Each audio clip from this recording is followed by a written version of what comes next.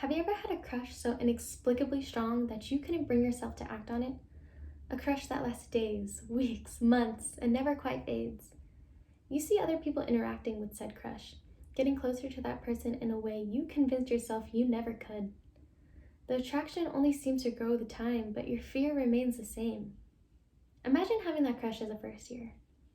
That fear of approaching that person seems justified because you're simply trying to figure life out, find that solid group of friends while navigating the rough waters of adjusting to college. But as you make your way through that first year, as your friendships slightly begin to solidify, your footing on your academics strengthens, and campus finally starts to feel like home, the fear of approaching that crush remains unchanged. You ask yourself why you can't step up, reach out your hand, and say hi. I don't think we've ever formally met before. My name's Kara, like you've done with countless other former strangers by that point. You tell yourself that this crush must be different because you've never felt this way before, never felt so drawn in but so far away. Fear and anticipation and longing are a sly combination of emotions that keeps you at a distance. But now it's the end of your first year. An academic year is a short amount of time, but you've changed and grown so much as an individual that you wouldn't even recognize yourself from a few months ago. So you tell yourself, so what? This crush may be different, but so am I. You throw your inhibitions away, jump ship, and dive into the unknown by grabbing your crush by the shoulders and saying hi. I don't think we've ever formally met before. My name is Kara, and I'm applying for the position of Director of Finance Assistant. Throughout my entire first year, my crush was APSA, the Asian Pacific Student Alliance. To this day, I can't explain why I was so fearful of going to GBM and introducing myself to this organization. Maybe it was my fascination with it all that kept me complacent with admiring APSA from afar. It was as if the strong sense of community and belonging that APSA seemed to give its members was too good to be true. But at the end of my first year, I told myself that if I don't get involved now, I might never. So I submitted an assistant application not knowing that my college life was about to be permanently changed for the better. What people don't know about me until they've seen me in a leadership position is that I am opinionated, articulated, and meticulously hardworking. I'm running for the position of president because I am confident that I can elevate this organization to a newer height. I have faith in the abilities that I currently possess, but I also fully acknowledge my vast capacity to grow. In this sense, I am similar to APSA. APSA as an organization is strong. We have the numbers, a strong sense of community, structure, but there is so much room for growth.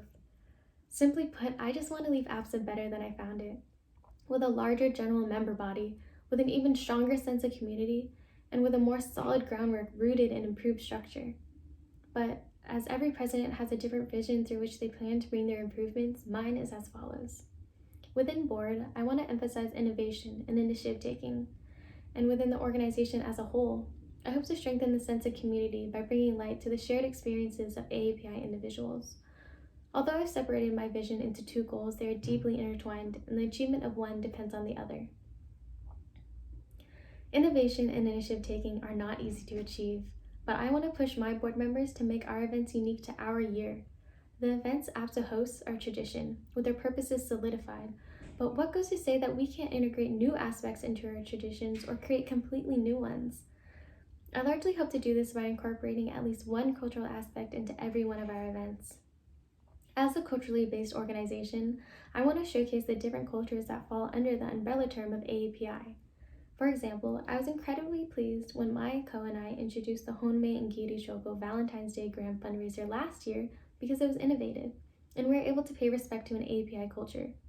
Although this is an isolated example, I want to facilitate a board environment that encourages creativity so that my board members have the space to be innovative and have the passion to take the initiative in propelling APSA in this new direction. Despite wanting to push my board members in this way, I will strive to serve as a resource for them in every sense and lead by example. I will not simply expect my board members to generate new ideas per my request. I will be there alongside them, making suggestions of my own and facilitating a conversation in which pitching creative ideas, although daunting, is welcomed and well received. I want to create a board dynamic that stimulates the sharing of ideas and allows for the exchange of constructive criticism. However, I realize that each of us is a student first. As an academic and career goal-oriented individual, I want to make sure that my board members know that they can come to me asking for help. I want to make sure that the academic standing of my officers is within their likings as they take on the many responsibilities of being on board. My expectations for them will be high, but I will work with them in order to ensure that they find a balance between schoolwork and club work. In regards to my goal of strengthening the organization's sense of community, this can be achieved by board taking the initiative to generate original ideas that integrate cultural aspects into our events. If our events can increase knowledge on cultures represented in the API community or address issues such as identity, stereotyping, or familial expectations, they create the opportunity for our general members to bond over shared experiences, whether they be positive or negative. I want APSA to serve as a space where members can begin to understand and express that understanding of what it means to be a member of the AAPI community. I hope to do this by bringing light to the shared experiences of AAPI individuals. Although I do not see this as a radical change. Adjustments are made to events every year, and this goal I have in mind will simply provide a bit of direction instead of change making. Outside of my duties as a student and family member, I will give all of myself to APSA. Being an incoming fourth year means that I've had my time to learn my limits. The lengths I will go to for this organization are far-reaching but within my abilities. I will hopefully be able to use this knowledge to prevent overexertion or burnout among my fellow board members, to identify signs of distress even before they come to me for help. With my experience, I hope to serve as a mentor to my board members should they need such a figure, but despite my experience, I will come into this position just as doe-eyed and ambitious as ever. I will dutifully complete all of my board responsibilities and help my fellow board members in completing their own.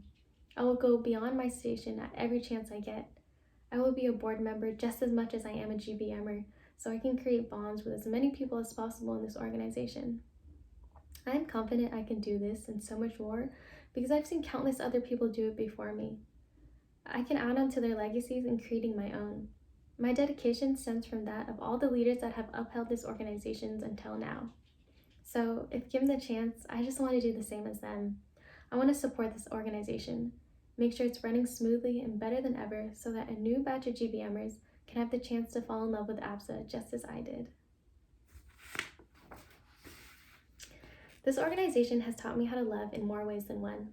It has introduced me to dear friends. It taught me what it means to be a member of the AAPI community, and it has taught me self-love by allowing me to fill capacities I never envisioned myself in. Throughout my time in APSA, I have been given the chance to be so many things. A fundraiser organizer, a budget editor, an event coordinator, a mom and spouse, a creative thinker, a graphic designer, a scriptwriter, a model. Titles I never thought I would or could hold.